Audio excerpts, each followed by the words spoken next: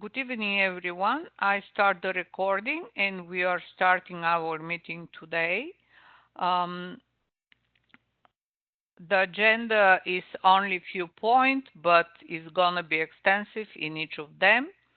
I'm going to try to do overview of the contemporary AI, which is a buzzword today, and it started in the last year, and it is just right to the point in our class.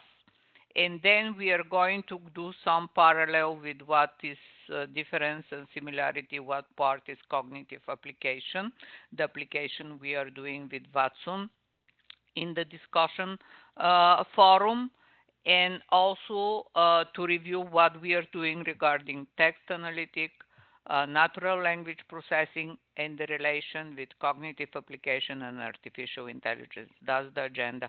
After that, after this review, we are going to have a Q&A section.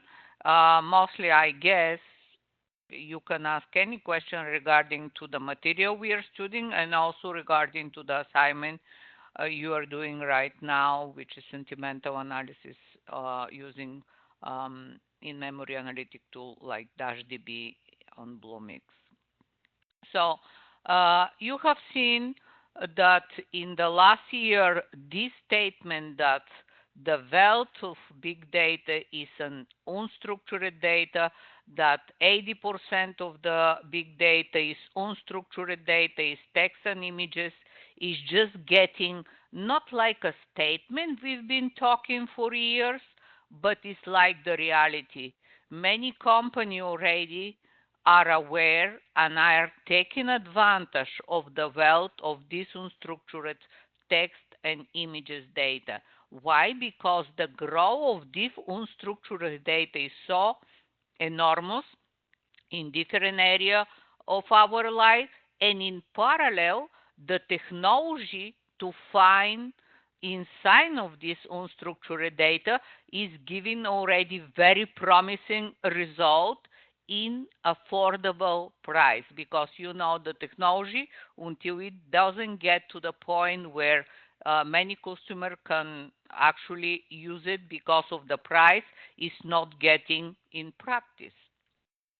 So, as the health data is exploding, just in single year is a growth of almost 80% of unstructured data. The insurance data in the same pattern. Every is around 80% unstructured data growth. Manufacturing data is in the same thing.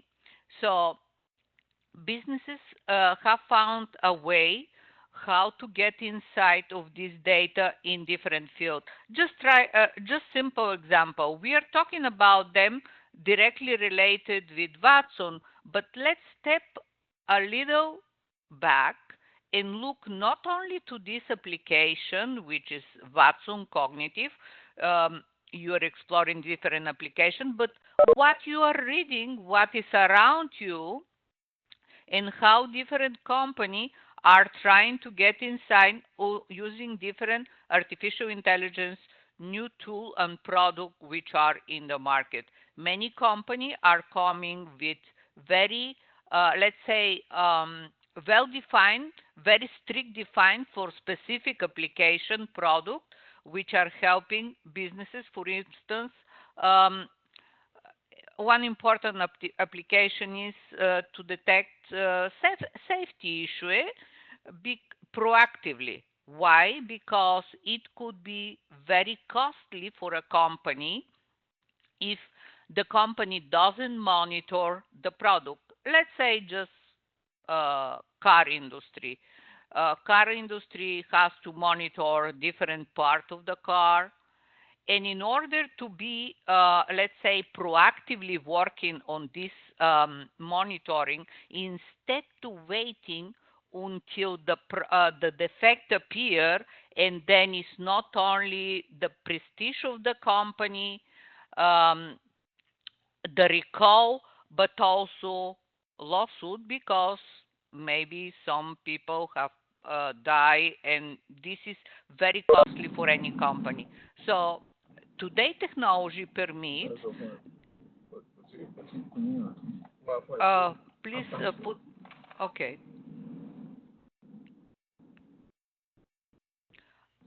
Today company with the existing technology already can get to the point uh, to monitor a different part of the car, and Internet of Things is on the board, so they can get inside for all this data, collect the data,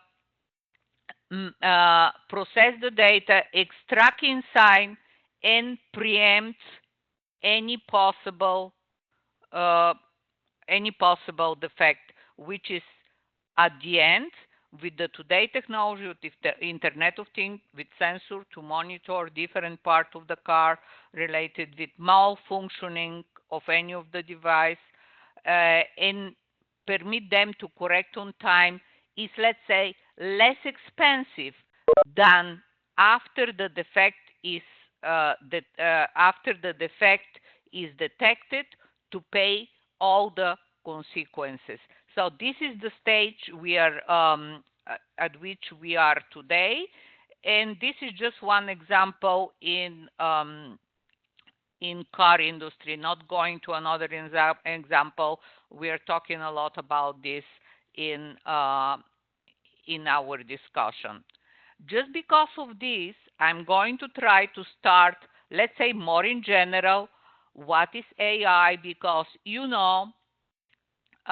history of computer, what is the computer hardware, is related also with the functionality of the computer, and um, starting from the 50s, from the computer was expected more than simple programming computer like the computer we have for the last 5 decades, and is still serving the purpose, moving towards the cognitive computing.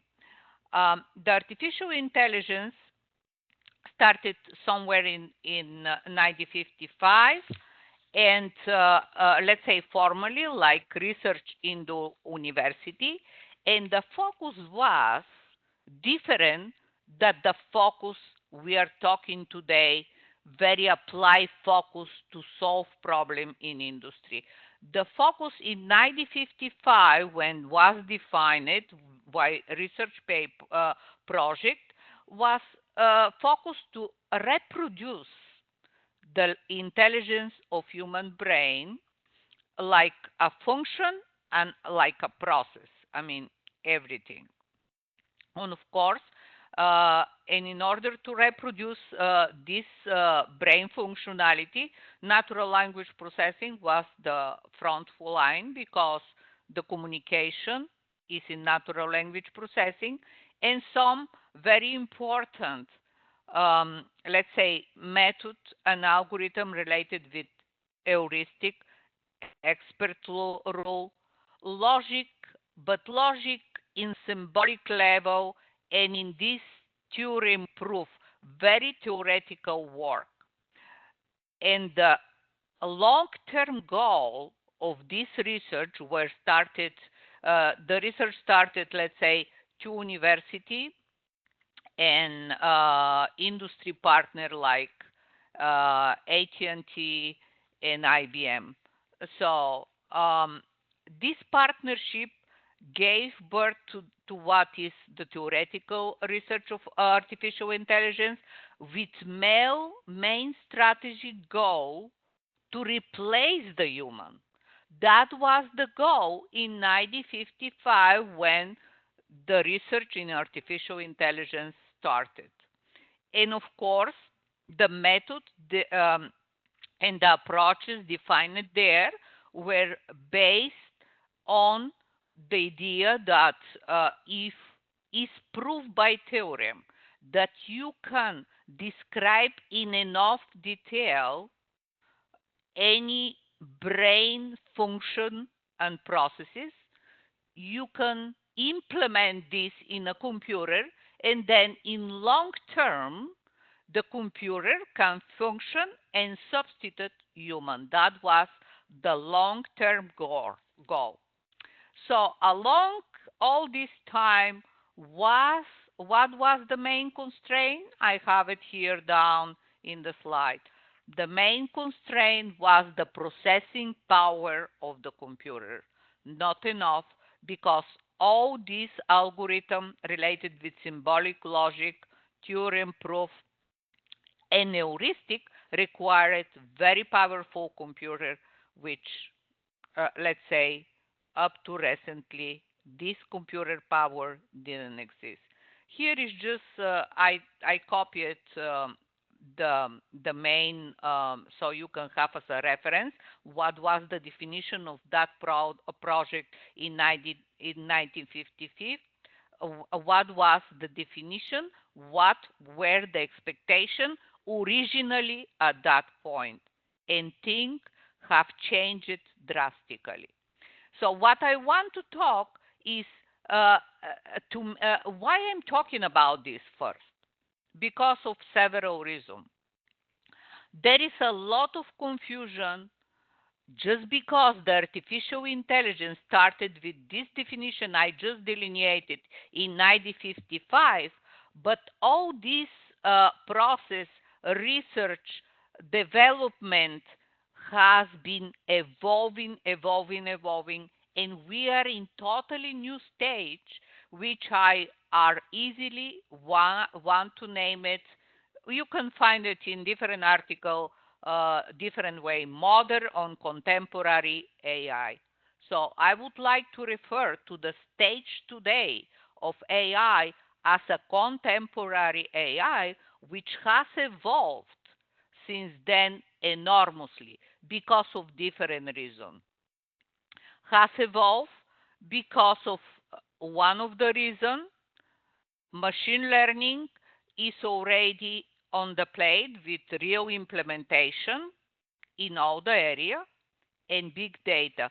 What the big data has to do with contemporary artificial intelligence?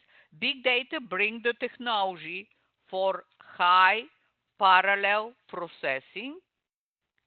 So all these tasks which the classical, let's say, the classic artificial intelligence, the one which was defined in 1950, was not capable to achieve because of the restriction. But big data bring the technology. It's not just the data. We've been talking in this class. The big data is not just the data itself, but is the technology which will permit us to extract insight from the volume, velocity, and variety of the data. So the contemporary artificial intelligence can be, let's say, very simplified representation. This is very simplified representation, and you can see the intersection of machine learning, big data, and classical artificial intelligence, which are giving us what is today and what is very applied, let's say, very applied area which integrate research from computer science, psychology, mathematics, linguistic, and you name it, neuroscience. You're exploring different. And the main goal is to develop problem-solving application that can support something which is very important for the contemporary artificial intelligence. And I have summarized here. The strategy is different. You remember the strategy of the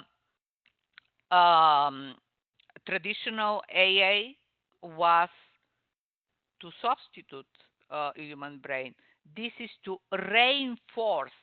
I mean, now the contemporary AI, we are talking about, there is another title of contemporary AI, which is augmented intelligence. Why? Because the goal today is to augment human intellectual performance. I'm stressing about intellectual because we mostly are going to focus in what is intellectual performance, human intellectual performance, and how the contemporary AI can help human in this realm. We're not talking about just very specific application of AI, which are robot, which is different area.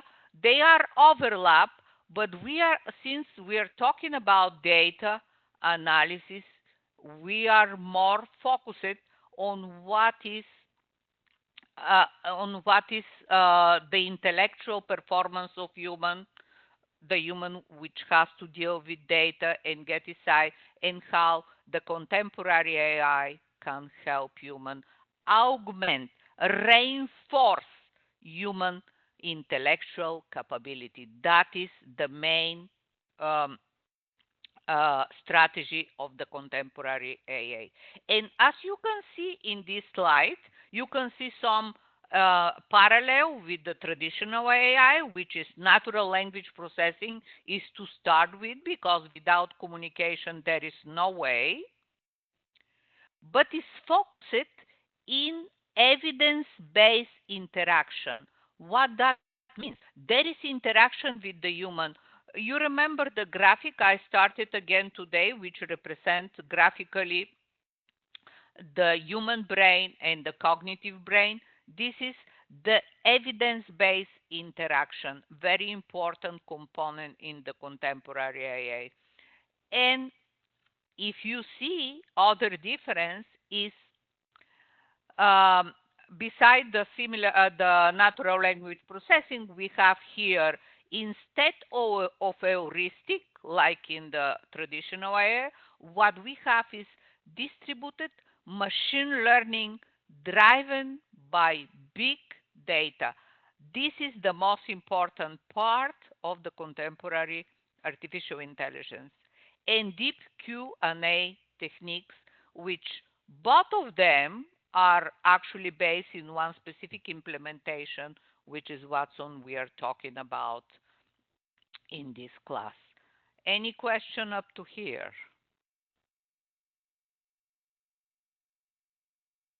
Okay, so the evolution, you cannot say, okay, the traditional AI was until 1992 and then started the contemporary. You understand that this is evolution. You cannot put strong limit.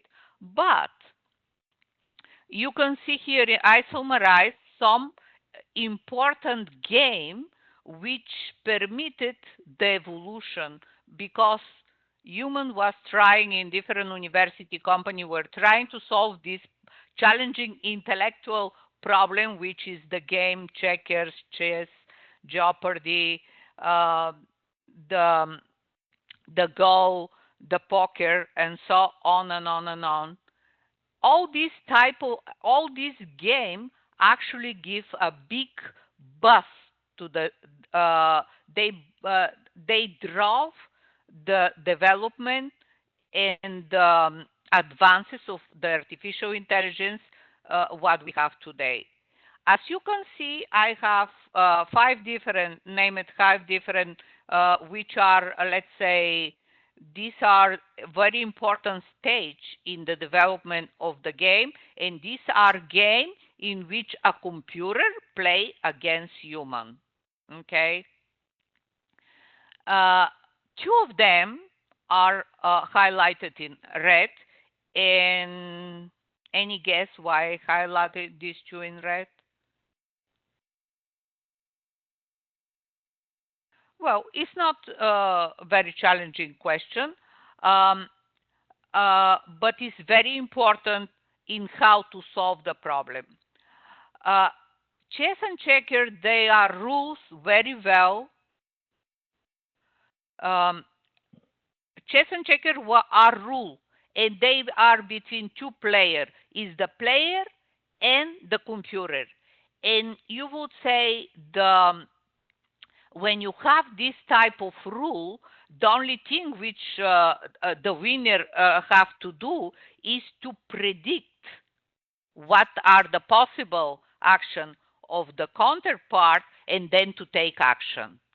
Is somehow challenging intellectual problem, but it's not so challenging when you have uncertainty, like in the two which I highlighted in red. The rule in jeopardy, they are certain uncertainty, and the poker also. So here the ones which are highlighted in red, since there is not strong a rule which can be, let's say, um, set as a base of the reasoning, with the uncertainty, the solution or winning this game, which is with more than two players, is another paradigm, more challenging question. So that's why I put them in red.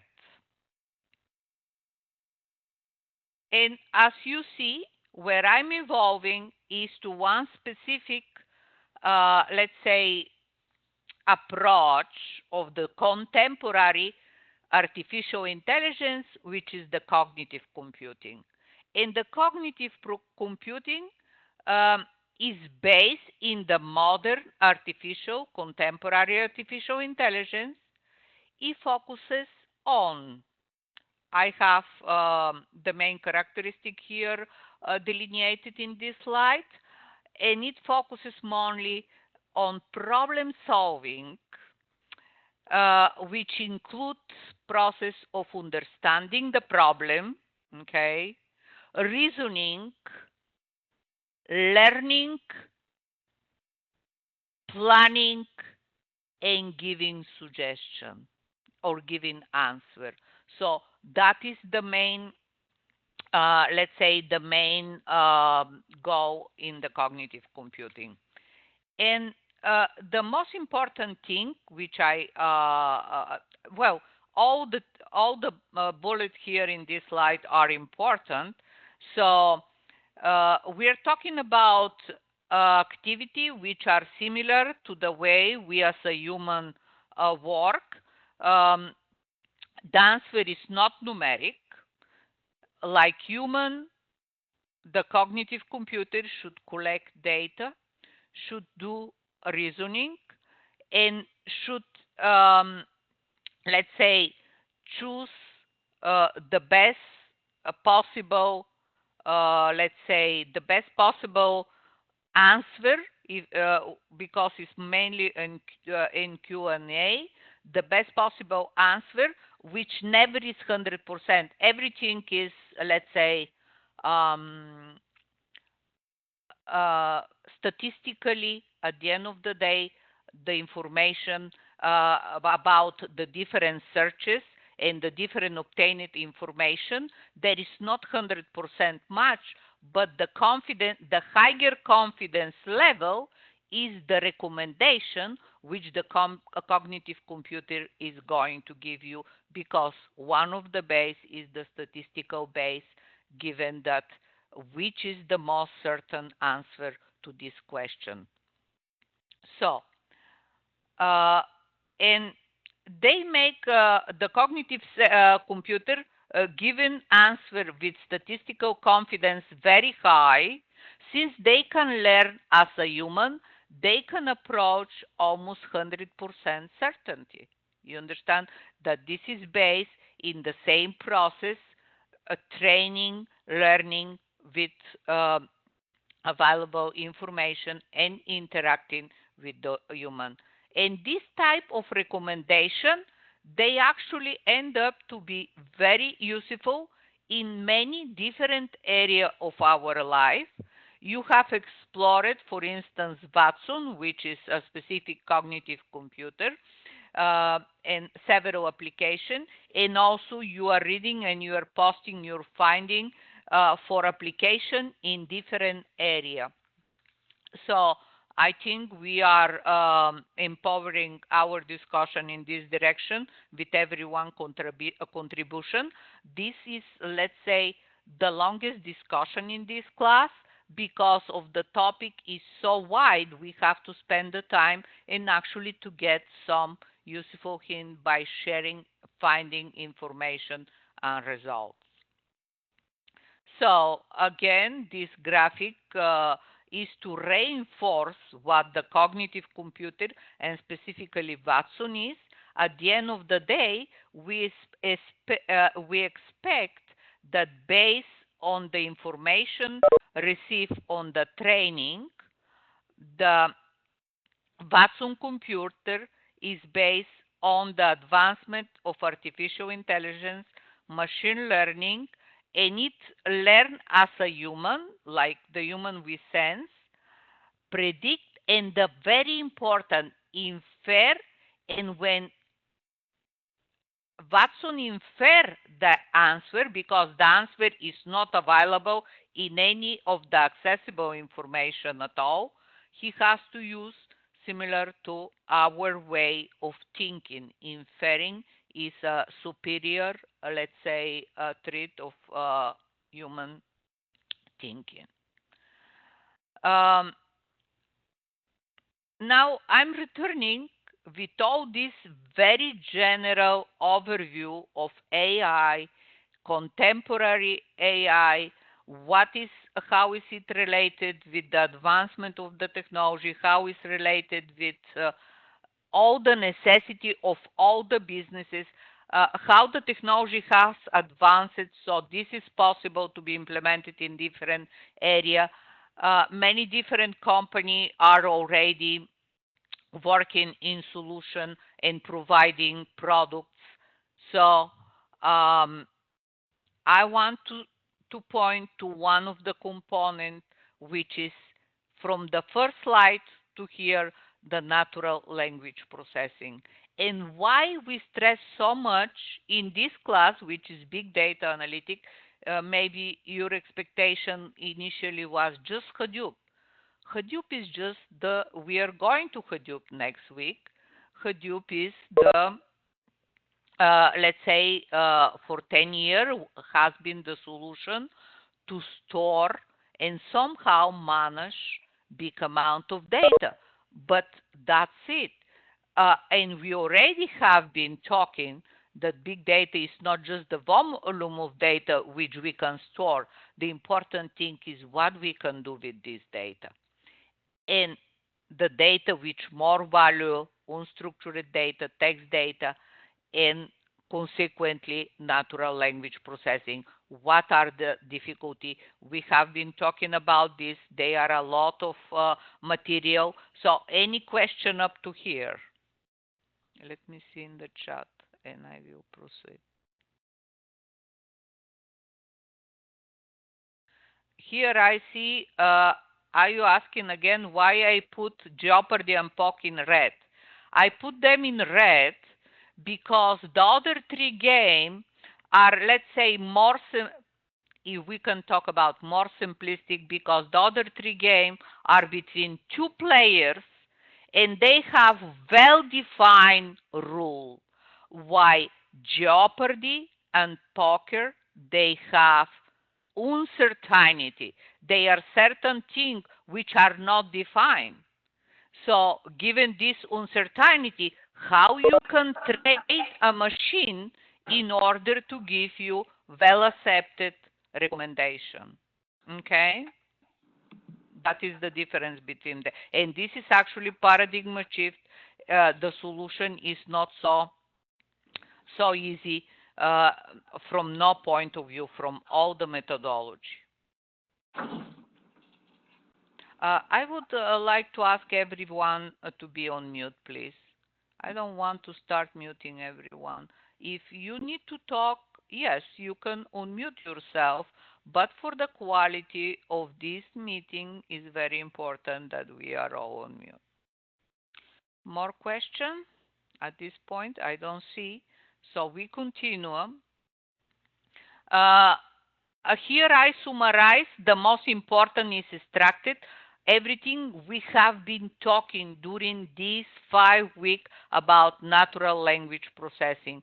Just previous and this and the next slide are the summary of the most important challenges of the natural language processing, which is the foundation of AI and the cognitive computing.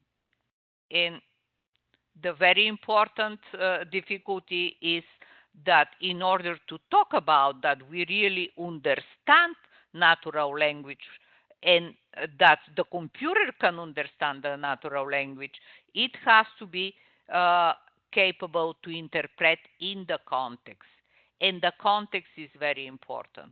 When we talk about context, let me give you an example because sometimes when you evaluate a product for any producer, any AI product, and sometimes you said, limited capability. Well, it depends of the context in which it was um, it was trained.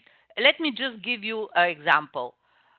When Watson was trained with the poetry of Diane, uh, Watson understand the poetry very limited. Why? Because Watson was in the context of the poetry as a text. Okay? And Watson interpreted this, let's say, like fifth grade student. That was the response about poetry of Watson. And why? Because the poetry you have to put in the whole context, not only about the words which are written in the poetry, but also about the historical moment which is reflected with this poetry. And this was a poetry reflecting the uh, post second World War. So you understand that if you don't put the whole historical context, you are not going to get a real, let's say, um, good interpretation of this poetry. So that's why when I say here, and I have this in bold, context and context is interpreted beyond of the document itself.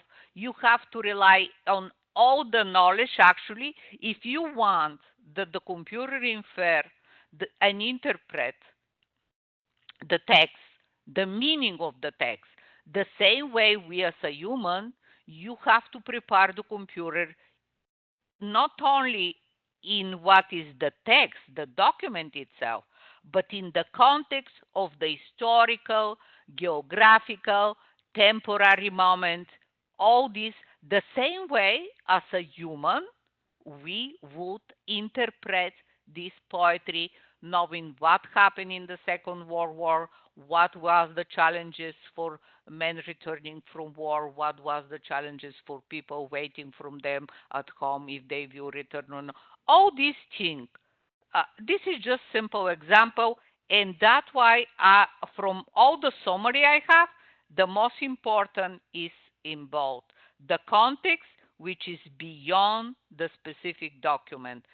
So we are talking about here why all this advancement was possible, big data, because big data technology bring to the table all this technology to go to be able to analyze huge amount of information on parallel high performance parallel computer, which is also advancement related with big data. You understand technology is related with all this advancement. So big data push the advancement of the technology so we can have the technology to solve the issue related not only with the volume but with the speed, velocity, veracity. And the high performance parallel computing is part of what is big data technology, is the base also of the cognitive computing and all these contemporary IA solution, artificial intelligence solution, which are today available. Question up to here? Okay. What I didn't provide in this slide is the summary for the text analytic, which was in the first 2 weeks. And you should understand that when we talk about natural language processing, we went above and beyond what is text analytic. Text analytic was part of um, very related with what is data mining, with text classification, text clustering, and all this part of application. If you remember one nice graphic I presented in the previous, so return to this graphic and try to locate the type of problem you are relating to. So today we are talking mostly about the next, starting from week 3, which is natural language processing and the evolution of AI and cognitive computing. So the most important characteristic of Watson to actually achieve, uh, not only, let's concentrate in two different stages of Watson. The first deployment was Watson was constructed and deployed as a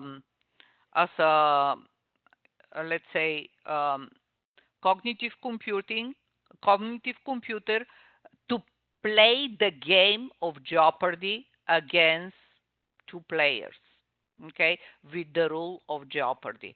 And the point is that the expectation was he must be able to give 80% at least of the answer correctly in order to win, and the answer should be in a certain amount of time which are defined by the rule of Jeopardy. So the design was based and first was proved to win the game. But after this win, everything has evolved. That single huge uh, supercomputer, high performance supercomputer, has evolved, and based on let's say in the basic conception of the computer, and the basic conception is summarized functionally on this slide.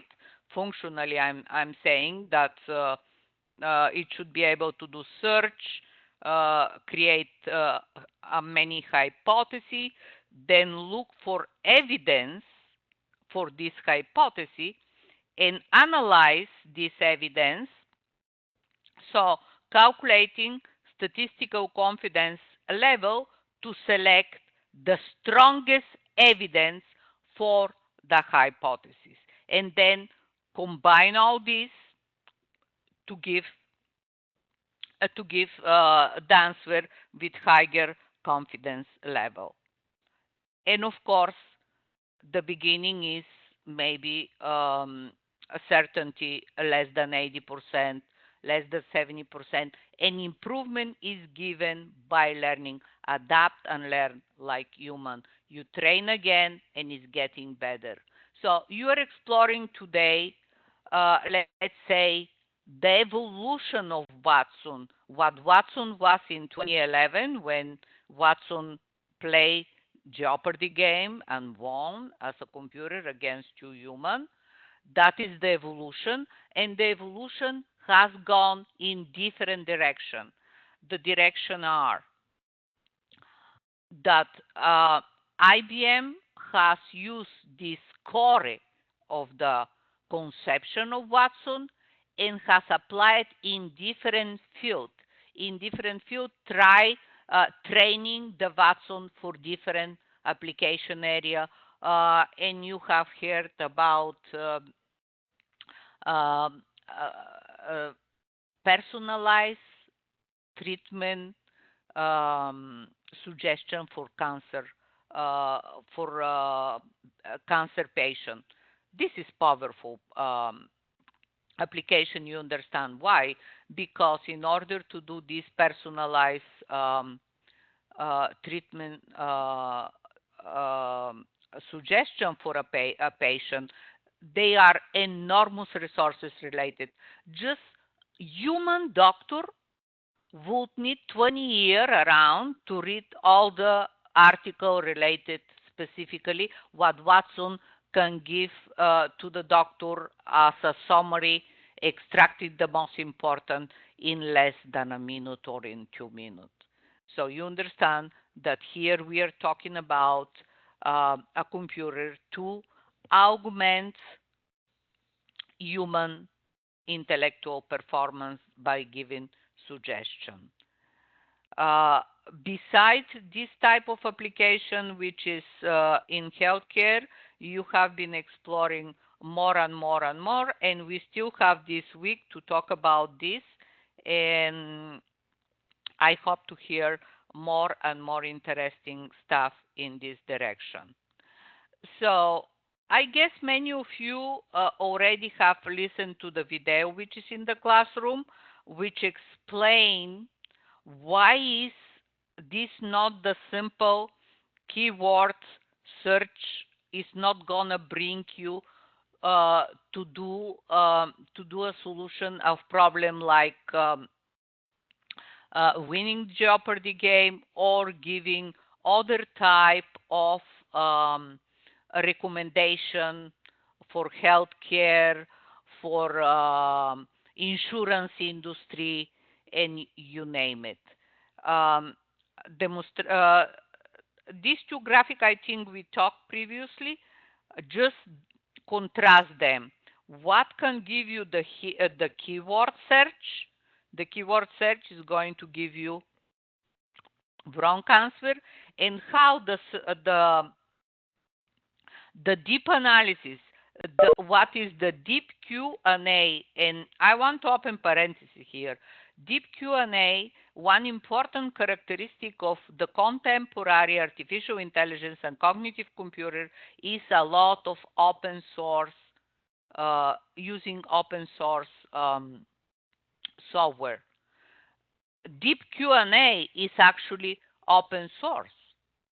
So when IBM started developing, IBM used everything available, the advancement in research, the open source available, and IBM made the improvement to the deep Q&A and and you know how is the use of open source. You use open source, you do something, and it remains open source. You just empower, and this is one very important tendency. So any question with this graphic? I just don't feel very needed to spend the time to explain something which is in the videos in the classroom, but if you have question, I will be more than happy to answer. Don't see any. Okay, let's move on.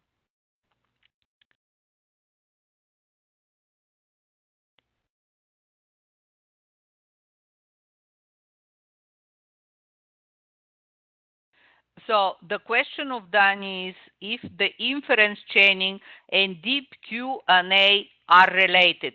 They are somehow related, but the deep Q&A is integral approach, and the deep Q&A is exactly the integral approach that you Q&A in different area, in temporal area, in statistical paraphrasing, which is presenting here. This is what is the deep Q&A. You go in all the direction, and actually inference is at the end of the deep Q&A. Inference take the rated statistical confidence interval of all rated hypotheses with evidence. So the evidence are the one which are here. One is in red, one is in green, the other is, that are the evidence, right? The evidence, all these evidences are, these are the result evidence, the one which are highly rated. And when you took all this evidence rated, let's say a data match, paraphrasing, and geospatial, The final inference is Vasco da Gama because this is the inference which match everything, all the evidence in the document which says that on the 27th of May 1498, Vasco da Gama landed in Capado Beach. Okay, so actually they are strongly related, but inference is truly artificial intelligence method which exists since the traditional artificial intelligence, and of course plays role now because the technology permit this inference algorithm to work. Is clear? More question, Danny?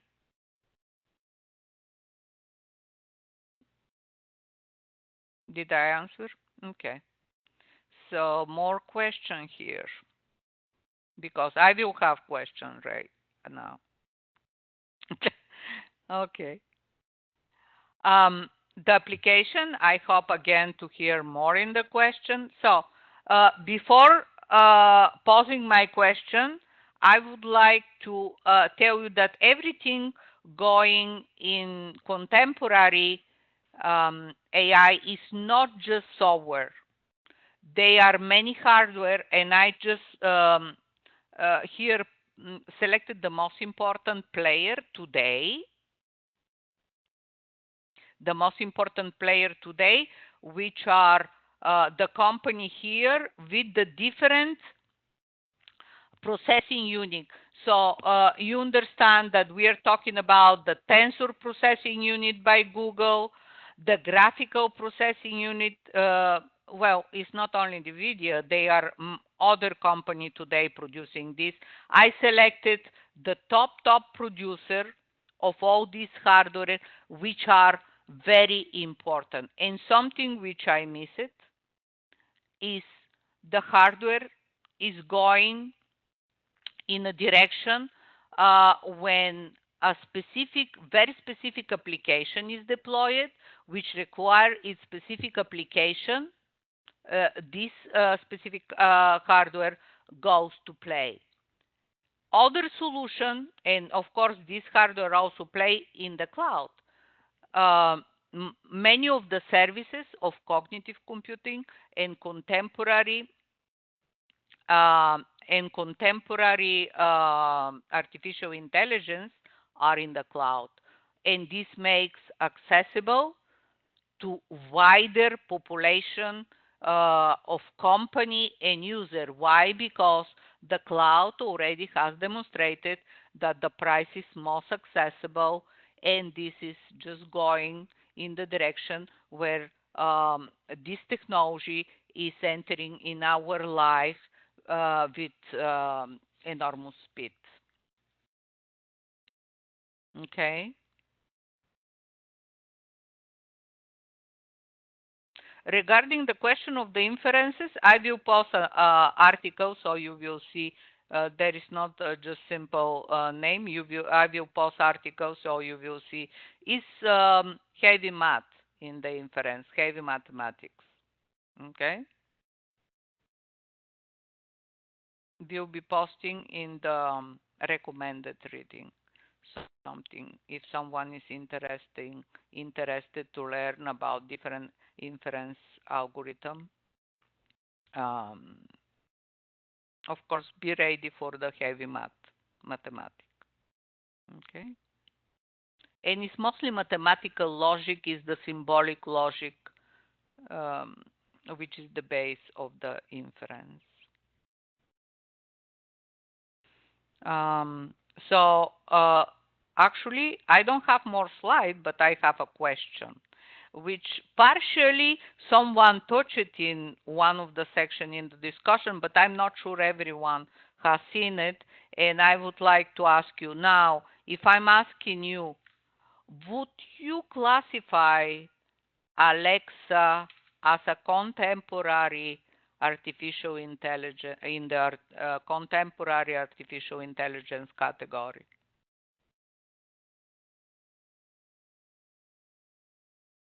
Alexa, the Amazon. Anyone? It, I see yes, but if it's yes, why? You can unmute yourself and talk.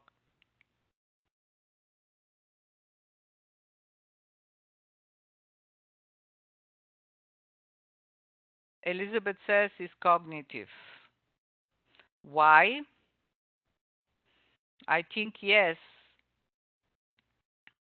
Here is the answer, but I don't see strong justification. So I don't think if there is not, let's say, compelling statement about the why, think about and think about not only Alexa, think about Siri and try in the realm we are talking today to put them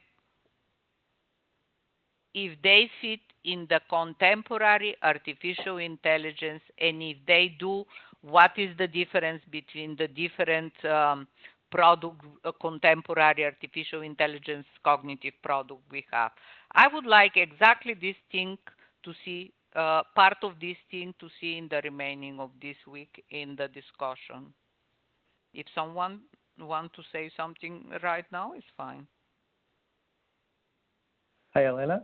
Yes. Okay, I wasn't sure if you heard me. Yes. So I think that No. the Alexa and Siri do have, they use the modern AI, but they kind of use it in different pieces. So there's not just one thing going on. It's like there's an AI to interpret the natural language processing part, and then also the like the search of the context part. Mm-hmm. So they're kind of two different pieces or several pieces there. Mm-hmm. But they are modern, like an example of modern AI, because they use the big data together with the classical techniques, and so I think they are modern. Okay, good. Good. I want to hear more people and again more in the discussion. And of course, since there is not strict definition, what is modern AI, the only thing when you say, oh, it is because it has, like Daniel said, natural language processing, but some people can argue that not. It depends. Because some people want to compare this with the capability of Watson and say, oh no, Watson can solve problem in this area, and Alexa is more restricted to this, and this. You can compare the different product, but keep in mind this evolving contemporary artificial intelligence, um, let's say, it's not definition like big data. We don't have strict definition, but the main purpose of this contemporary artificial intelligence is actually to augment human intellectual performance. And if you feel that this product actually work in this, my take is it should be considered because the most important is that it augments human intellectual performance, and it cannot be previously programmed. It's not the programmed computer you have in front of you today to participate in this WebEx. Is something more than this, using different artificial intelligence and machine learning algorithm to make this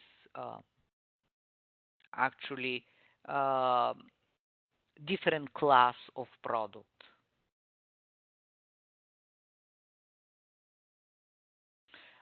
Danny said the speech recognition which passes that to the search engine doesn't seem cognitive. It doesn't infer on compare hypothesis. In this sense, Danny is right. I want, and I'm glad Danny bring this issue here. That's why I want more in-depth discussion, because maybe you still can consider the product in the contemporary artificial intelligence, but you don't consider it cognitive. If you go back, I'm going to pause the slide. We are recording this. Um, so you can classify as a contemporary, but maybe not truly cognitive, because for cognitive you expect this and this and this. Okay, so Daniel said also Alexa search space is like poker or Jeopardy. The input isn't predictable with strict rules. Okay. Okay. That is one of the things. Daniel, I'm repeating what you are saying because you are sending this only to me. I would suggest everyone, when you write, guys, please direct to everyone. Okay, so everyone uh, can read your answer and contribution, unless you want to tell to me privately, not a problem. But I already said what you are telling me, so I didn't take it privately. Okay. Okay, guys, if there is no more of this, we can talk in the class. Now is time for question. Of for question, if not more about the topic we are discussing, about the project, about assignment 2.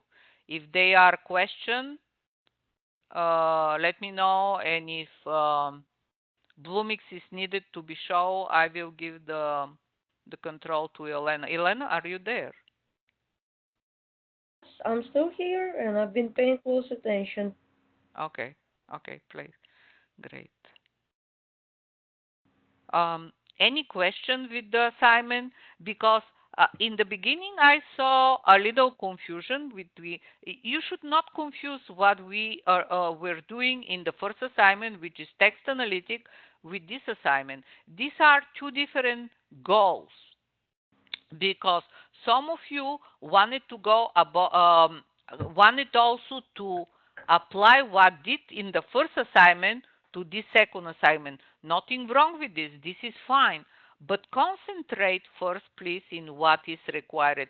And certain suggestions we are doing with the software specifically are related. Well, you are learning to work in the cloud. That is going to be very um, good experience for you, because you will appreciate this later in life. Maybe not in this course, because you will in this course you still are finding this difficult and time consuming, but later on you will be appreciating this. So uh, keep in mind that the different product we have in Bluemix, all each of them have different purposes. And one important thing is to, as a data analyst, that you can integrate several services together. So we are trying to do the maximum possible in the short period of time. So in 3 weeks, we have found out during all these couple of semester teaching this type of assignment, because we're changing a lot, but with DashDB, we have been for 3 semesters, and we have found that for 3 weeks is almost not realistic to think that you will be able to learn what we are teaching about cognitive application and do the project with extract some sentiment from the data, which is the main purpose. So of course you want to go above and beyond, not a problem, ask question, but first try to submit the required assignment. And also we have this some incompatibility. You understand, when RStudio integrated to DashDB is one version, but the free version outside open source is different. And this is just the way sometimes you cannot, you should appreciate this difference. I tell you why. Can you imagine that right now you are working in this assignment too, and Bluemix has scheduled to update for Bluemix to integrate with the next version of RStudio. Can you imagine what is going to happen? We will have to reschedule editing, and this is part of the beauty of the cloud. But fortunately, this is not going to happen this week. Okay. So when we have some suggestion, we try to get the whole picture and have to have the most, let's say, workable solution uh, for the period of time which we are in the classroom. If they are 3 weeks for this topic and the assignment, so we are thinking about something realistic for this time. Now, what is not working is that some people are waiting until the last day to do the work. It doesn't work this way. And I tell you why. Because everything needs time and digestion. This is not that you are going to sit in front of the computer since the moment you get up on Sunday until your eyes cannot see anymore the screen. It doesn't work this way.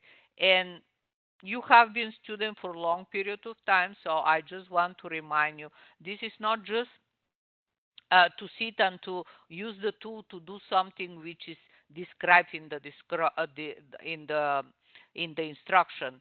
You have to take full advantage and understand what you are doing and why you are doing.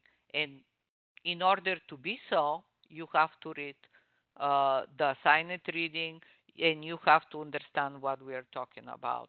So the most important, the idea is not just you got the assignment, you got the output we are looking for, you look to the grading rubric, you have everything the professor is looking for, and the grade you expect is going to be okay.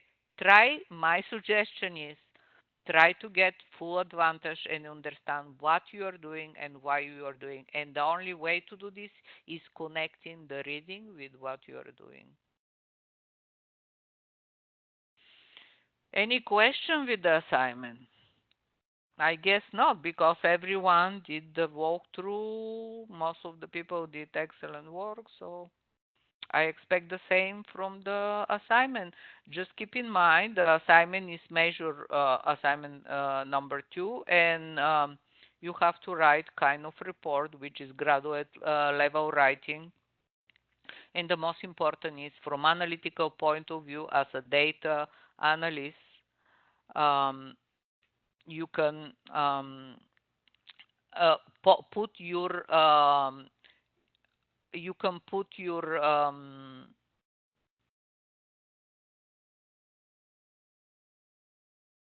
someone is asking me to unmute, but it's unmuted, Danny. Okay.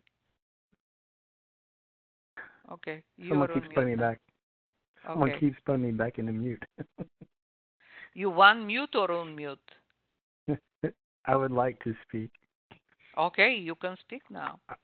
I have a question about the assignment.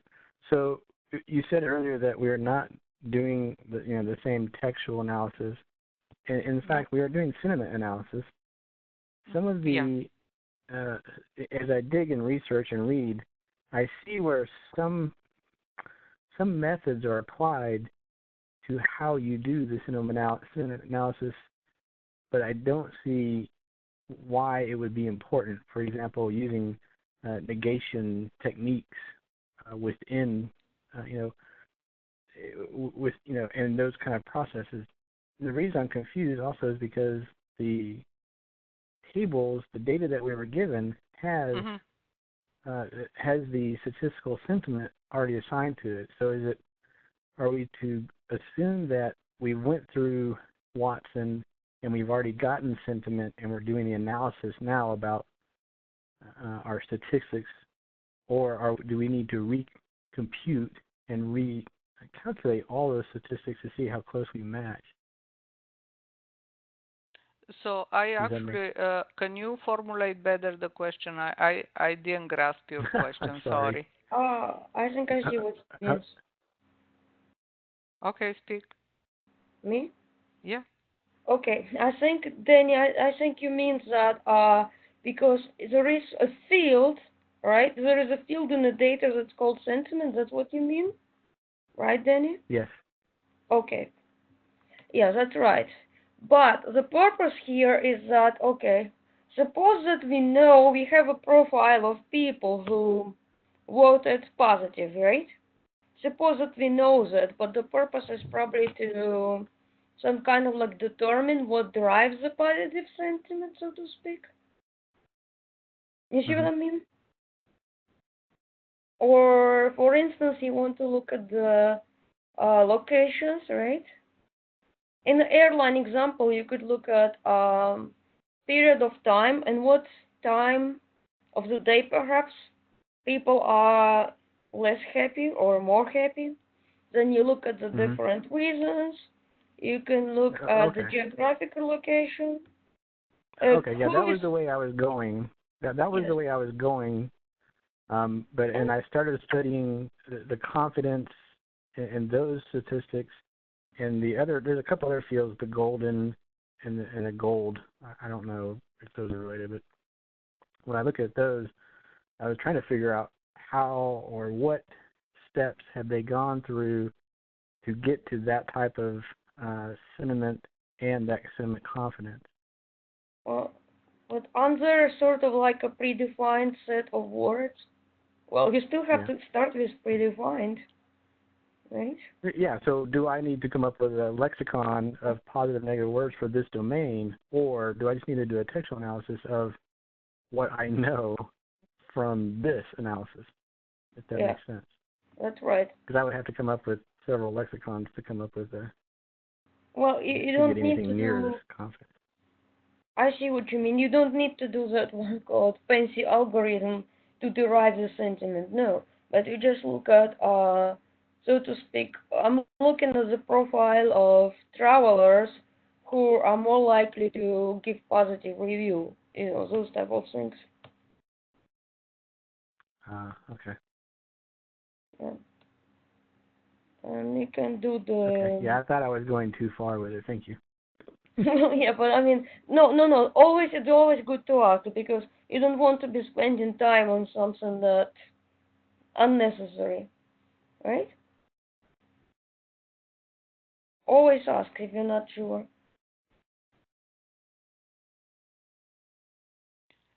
And don't feel there is a limiting in this assignment. Just we try to save you from digging in technical problem instead to the analytical. The most important is we don't want that you spend a lot of frustration. For instance, that the version, if you try to install some of the packages, then it's going to be a problem because of the incompatibility of the R version you are going to install and the integrated one. And this already happens to us one, and we just want to say it's not worth it, what I mean. You have to pay very close attention if you want to do this. That's why we are not requiring this for this assignment. Not because it doesn't make sense, it does, but for the purpose of this class, we think with the way it is required right now, fulfill the purposes.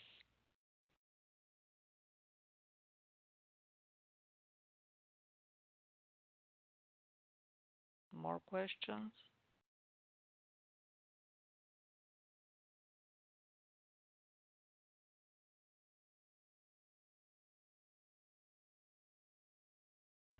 And I was going to the naive base package, you know, E1071. That's probably the safest one to install. That one, no problem. But everything else, things like text mining, forget about it. My words of advice are don't do this. No.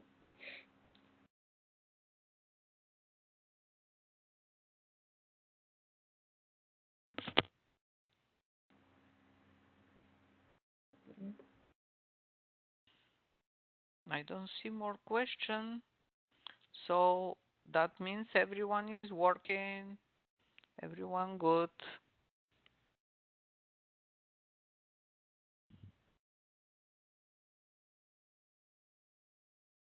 And my suggestion is focus in the application for the discussion. So really you see where everyone is going. This is the new boom.